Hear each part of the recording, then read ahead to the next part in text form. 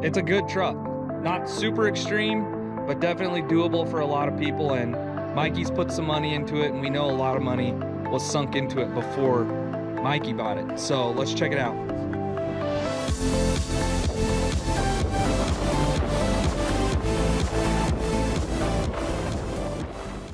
This Mike is the guy who owns the Brocoma. This one actually has a pretty unique story. What was this truck called before you bought it? I think it was called the Abu Dhabi Prerunner.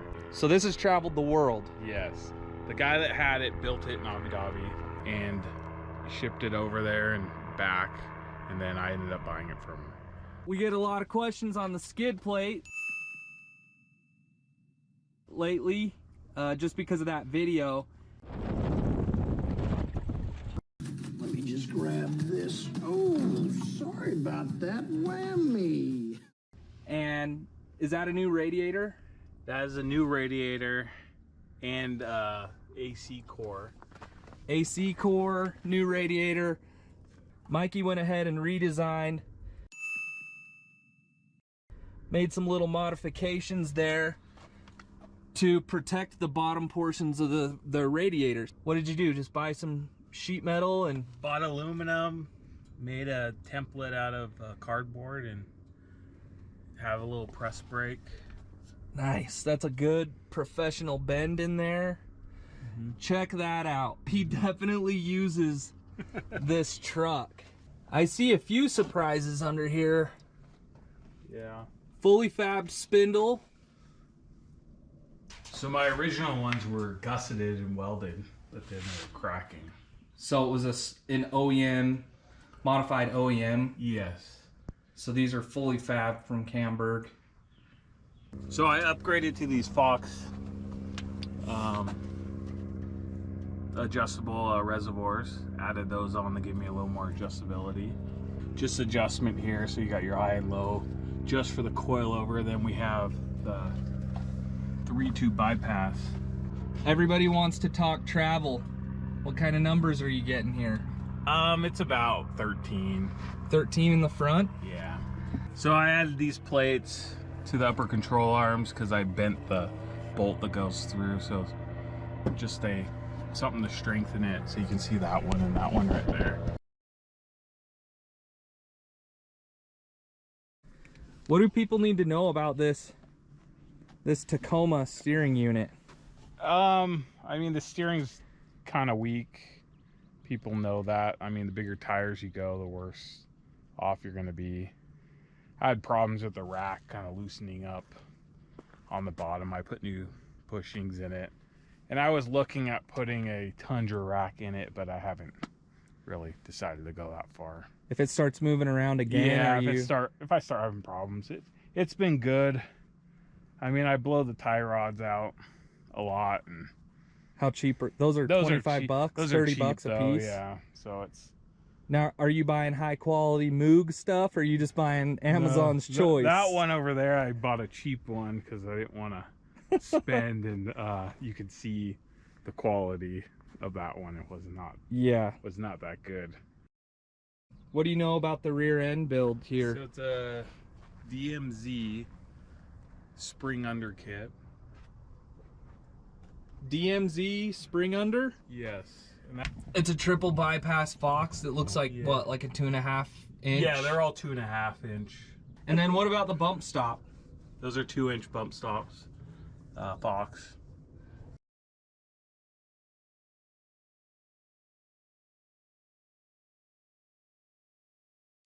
These are just methods? Do you know V-lock wheels? True bead locks? Yeah, 17s. Have you ever had to change one of these? I did change all 4 of these tires. No way.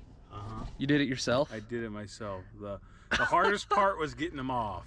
So I had a buddy at a tire shop that took them off for me, and then I So you had to had the tire shop break the bead. Yeah, the back bead has like a double lip on it that was real hard to get off. So doing this on the trail, you might have to get pretty creative to break the bead. I don't think you would be able to without. Some people might take that as a challenge. But maybe you can, I don't know. Cool. That's why you carry the spare. Check out the tread. And I would definitely go with a probably an all-terrain next time. It's not as. What are these mud terrains? These are like a ridge grappler. So they're like an intermediate between mud and all-terrain. That's the ridge grappler. What size are these? Those are was a 305. Is it a metric? It's a metric. It's almost a 35. It's like a 34 and something. Some Willward brakes. It was an okay upgrade. If I went back, I might not do it. I don't think it was really. You didn't feel a huge performance increase? That's honesty right there, because a lot of people who spend the money on those things, they definitely say that they stop real good, but you're saying not much better than stock? They're good. I mean, it helps, but I mean, I think you could get away with just the stock ones if you really wanted to. It might be more for looks. What do you have in the rear? The rear are just stock drum brakes. So, and stock rear end? And stock rear end, but with upgraded gears. So that's a URD Y pipe. Stainless. With the TRD muffler. And that was a little too loud and it didn't sound very good, and I added a resonator in there. That's the resonator you added? And that made a huge difference on making it so it's not annoying to drive. And that's a custom bed cage that the previous owner built. I added this Harbor Freight jack. So that's got a DMZ skid plate? Yes. So these are the Baja Design LP6 aluminum housings. How much is one of these lights? These are pricey little guys, like $450 or I can't remember. He spent more on these lights than I spent on my entire these truck. Lights, when you're outside in the desert at night, they're amazing. They make it so you can have really. Will you turn them on real quick? I know it's daytime, but. Oh, little 2-stage. Yeah, so there's a high and a low beam on them. Woohoo! There's one clean component on the whole thing. Engine's kind of dirty. Tell us about the mods here. So it's a TRD supercharger. The original owner put it on. When I got it, I did a pulley and added this 7th injector. Oh, it's right here. Yeah. That's cool. So it just helps when you put the lower pulley on. And an AFE intake.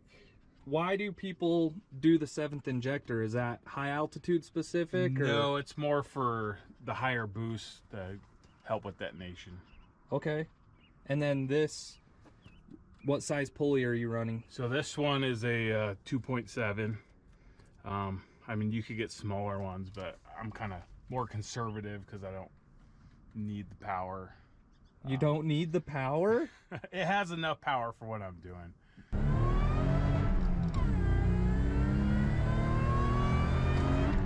And this is a 4-wheel drive truck? 4-wheel drive. Sweet. 456s in the rear, nitro gears. 456 gears? Mm-hmm. Front also. Okay, so you matched up the gears. Mm-hmm. I think that's what you're supposed to do. Yeah. The elevation that we're at right now is like 5,600? 4,500. 45? Mm-hmm. So we're somewhat high. All of our vehicles lose power up here, but supercharger obviously helps a little with that. Definitely. Gearing made a huge difference also. Let's look inside. So the guy redid the interior when I originally got it. Looks good. The front seat needs some work. Little two-tone leather action. Safety wise, there's no roll cage in here. Yeah.